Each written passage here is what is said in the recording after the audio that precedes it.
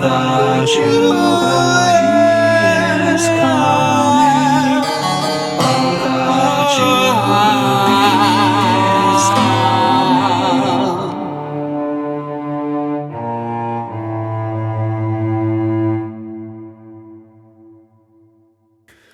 Well, I'm glad that you're still here, and you might be wondering who I am. And I've been on a very long journey myself. I'm in my early 40s, and I grew up in San Luis Obispo, and, well, I was born there, and I moved around to California, and then moved to the East Coast, and then moved back to California, and then LA, and then back to, and then up to Portland. And, my life has been a very confused thing until very, very recently. Within the last few months, I've been shown a vision of who I am. And it is undeniable.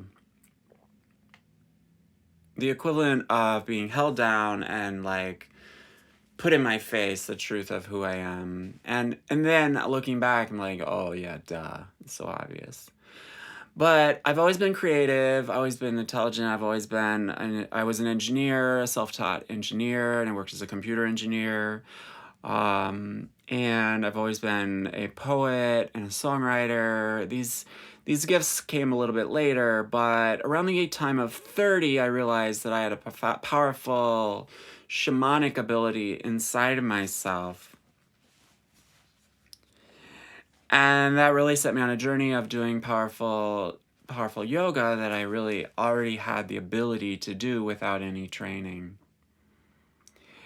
And I've come to see that there are 4 poets that live inside of me. The first is this man, Yogananda.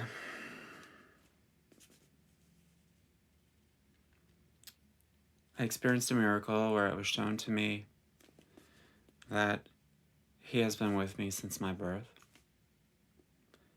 And he was the first person to visit me in a vision. I was raised in the West, and I was not given the idea of reincarnation until much later in my life.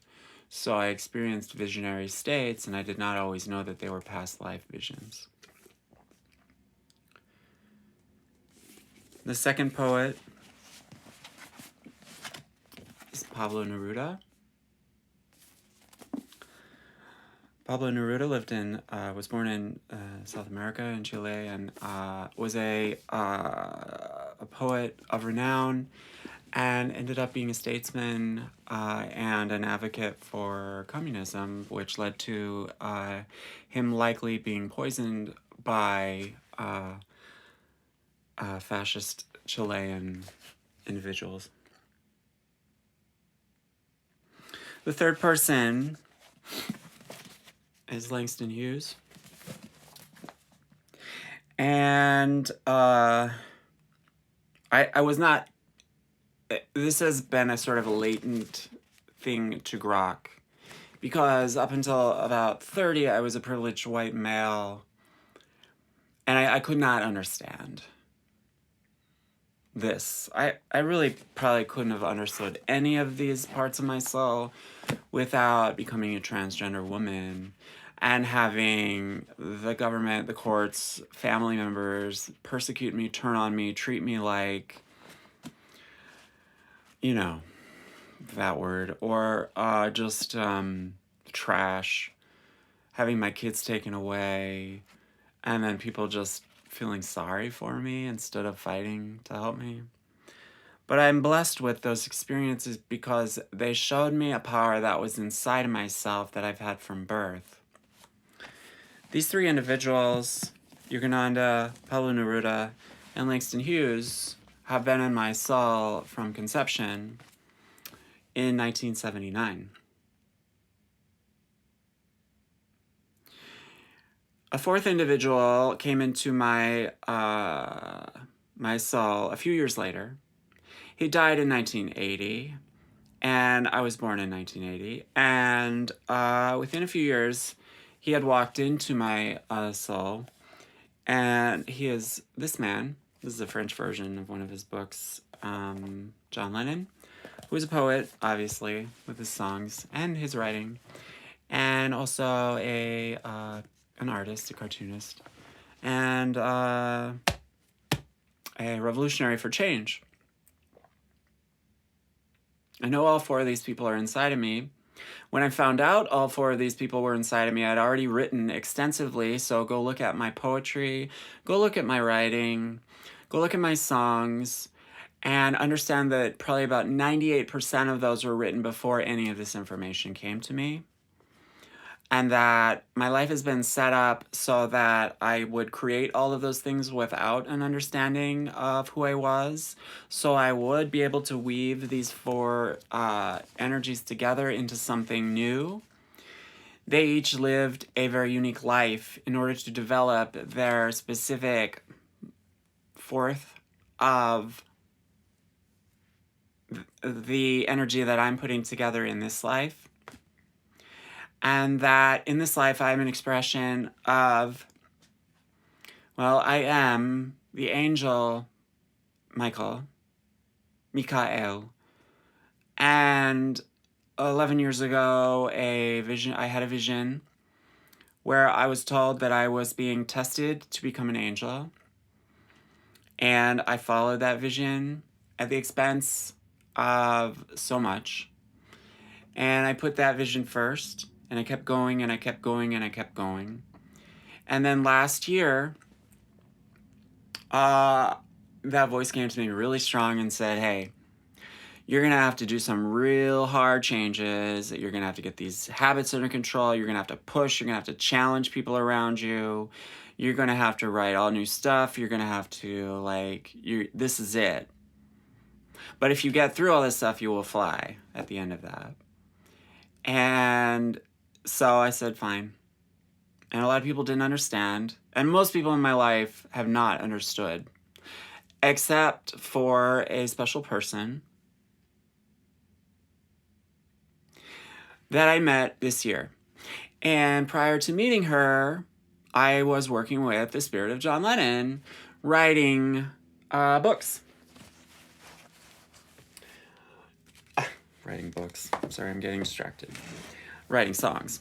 I wanted to pull out this other book too, so I'm a little bit scattered. But I was writing songs with John Lennon back in December. We wrote 2 powerful songs, Stealing Kids Blues and How to Make It. And I know that he was there with me, helping me write those songs. I had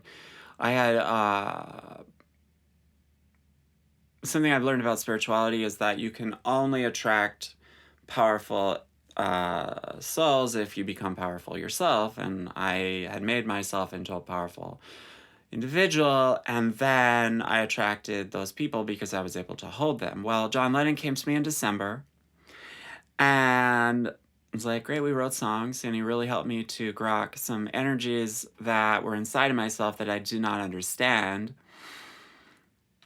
And I just thought, okay, well, that's cool. Well, then in April of 2022, I have been working as I've been installing TVs on people's walls to make money, side money. I've always had to work in obscurity. I've never really had any kind of success. I see now that I was sort of veiled from that these 4 individuals were actually keeping me hidden so that I could finish the profound work that needed to be done with my books and my poetry and my music before I could see who I was, that I was Michael, and that I have existed as an angel on this planet in different forms for a very long time. But in April, I installed a TV on the wall of a woman that had just moved to a city near where I lived. And she had written a book. This is the Japanese version of the book, and it's called John Lennon in Heaven. And she had worked with John Lennon, the spirit of John Lennon in the 80s. And she wrote a book about doing shamanic visioning, journeying with John Lennon back in the and she wrote it in the 90s. And she had also been visited by Langston Hughes.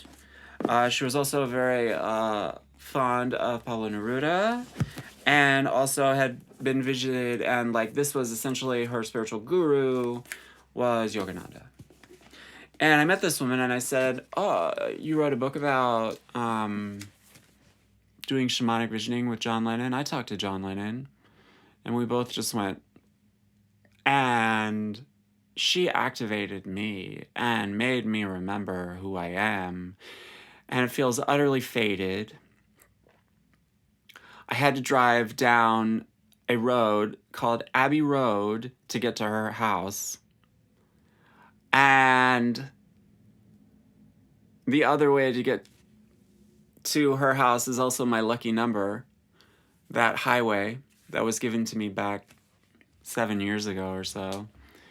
And she has helped me remember who I am.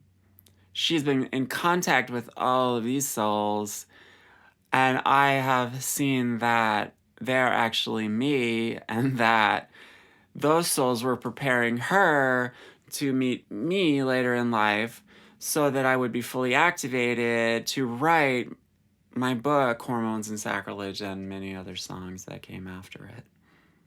She's a published author, and there is something about our union which it will be published later, all of the synchronicities which make it really, really impossible for me to deny.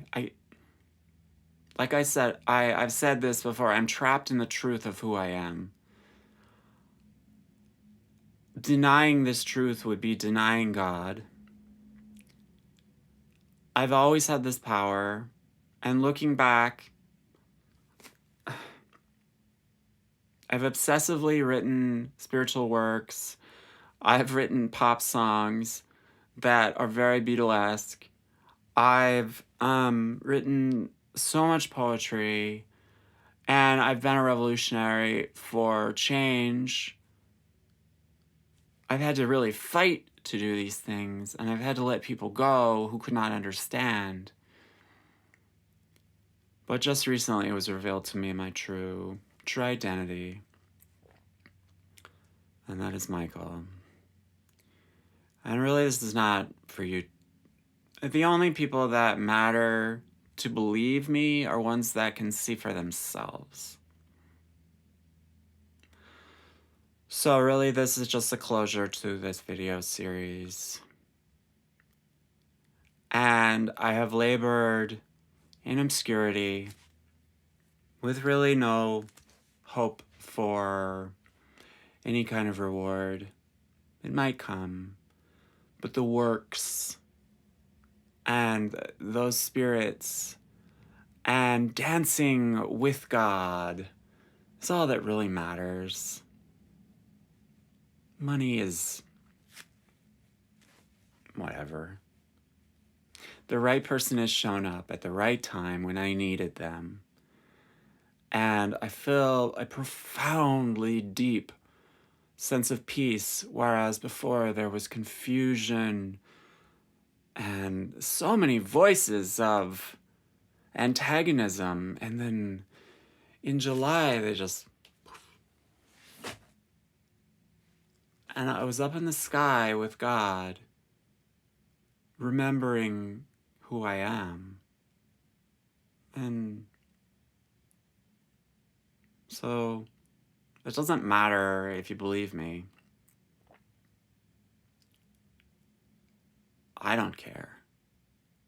I don't want followers. Any master is a slave to his slaves.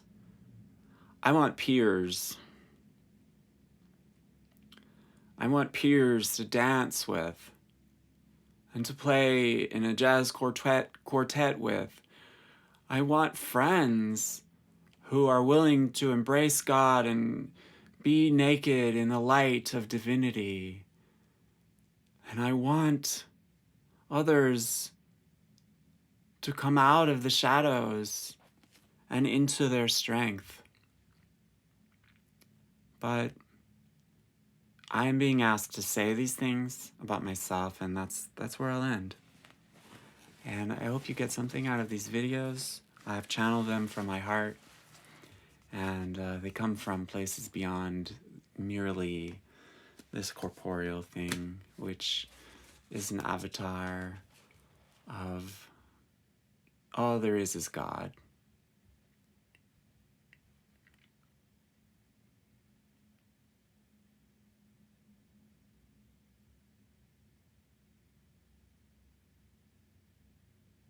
May you return.